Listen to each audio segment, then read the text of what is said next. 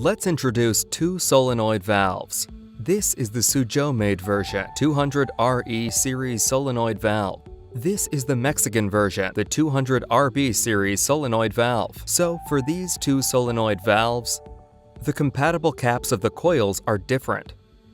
So the coil we picked up is ASC4. If the ASC4 coil is assembled with this 200RE solenoid valve after we put it on, let's put one seal ring before putting it on. Then put this coil in. Then there is also another seal ring inside. Fixes it inside the cap. Because you can see that the main difference is 200RE has thread connection. There's a thread on the top, so the cap that is compatible with it also has rounds of thread. We screw it.